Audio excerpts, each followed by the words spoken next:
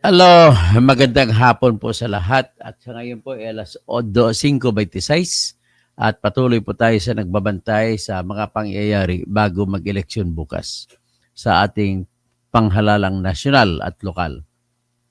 Sa ngayon, ang pinakamatindi na nakita ko po ay itong si Gwen Garcia na nagpapahalal ulit bilang gobernadora ng Cebu sa ilalim ng partido ng One Cebu ay desperada na. Bakit?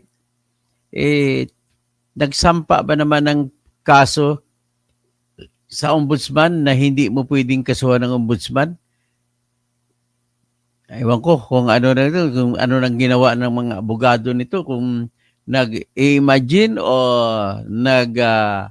naglalaro o nag-explore ng idea kung paano, hindi mo pwedeng kasuhan ng ombudsman maliban lang sa impeachment. Ang problema, kinasuhan ng ombudsman. Kinasuhan si Martires.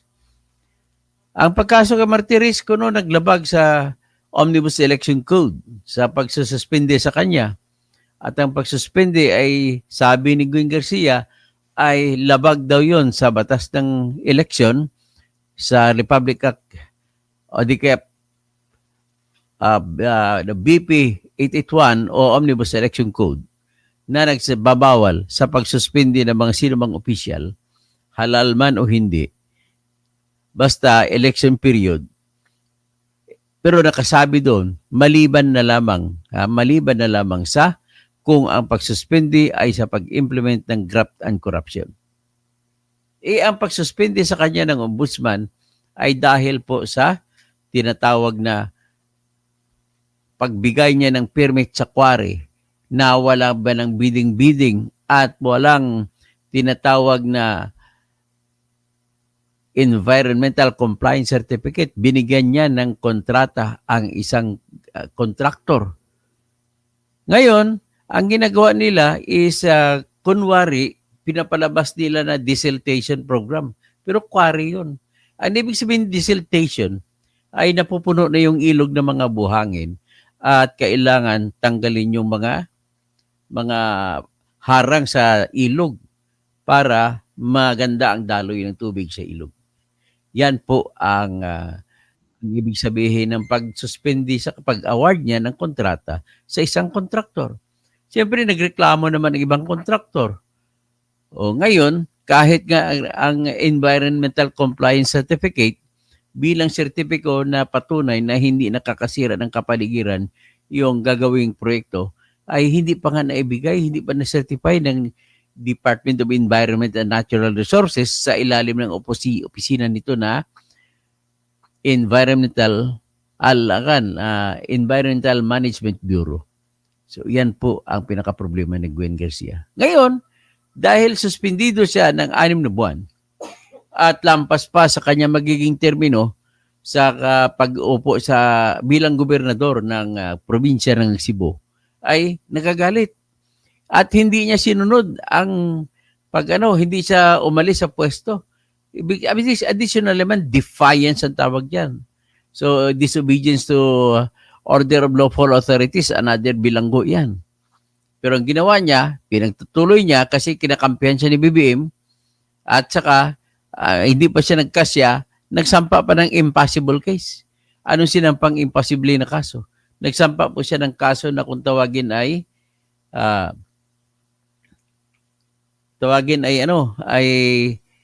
paglabag daw ng ombudsman sa Omnibus Election Code na kung saan bawal magsuspindi sa panahon ng eleksyon.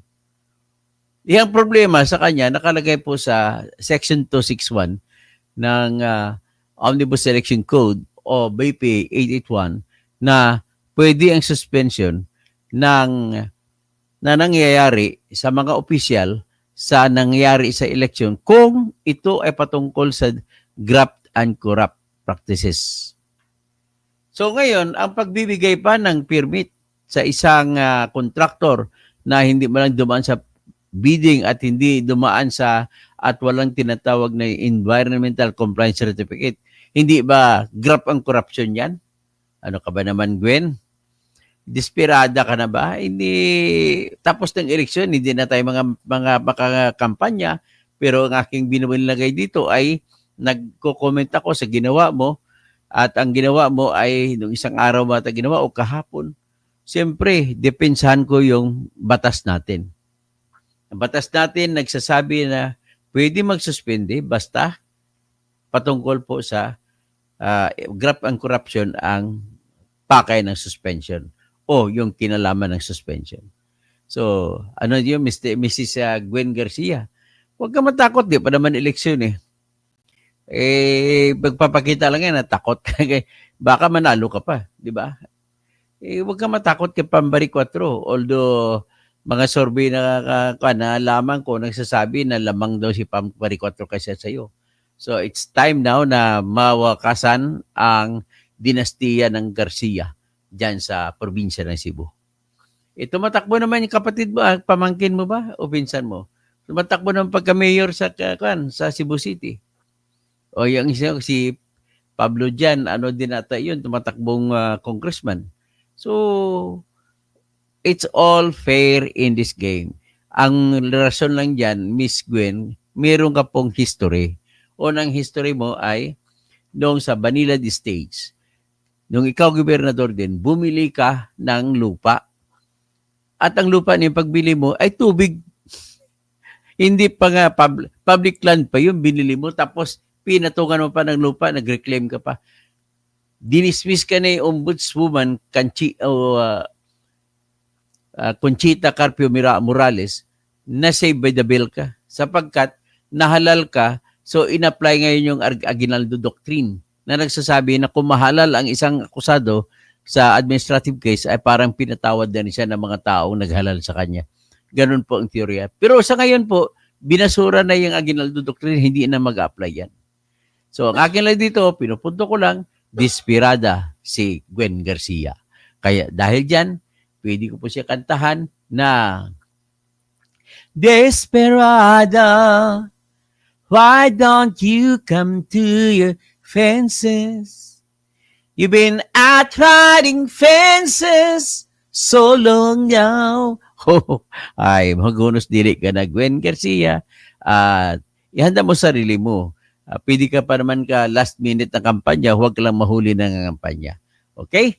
Hanggang dyan lang muna tayo at hopefully mayroon ng bagong gobernador ang Cebu pagtapos ng butuhan bukas. Kasi mabilis daw ang counting, huwag na sana dayain na problema ko sa ngayon na siniwalat ni Attorney Gerald Harold Respicio na yung lahat ng makina ay hindi pa na-audit ang source code na nakabaon sa lahat ng makina sa buong Pilipinas. Ang audit lang ay hanggang 2.4 lang na version. Ang laman ng makina ay 2.5. Ano bang klase ito? Mr. Kamag-anak ka ba, no? Erwin Garcia, kamag-anak ka ba ni Gwen Garcia? Bakit ganoon? Baka tulungan mo si Gwen Garcia. Okay? Magkano kaya? Pahingi naman ng balato, Mr. Gwen Garcia. Mr.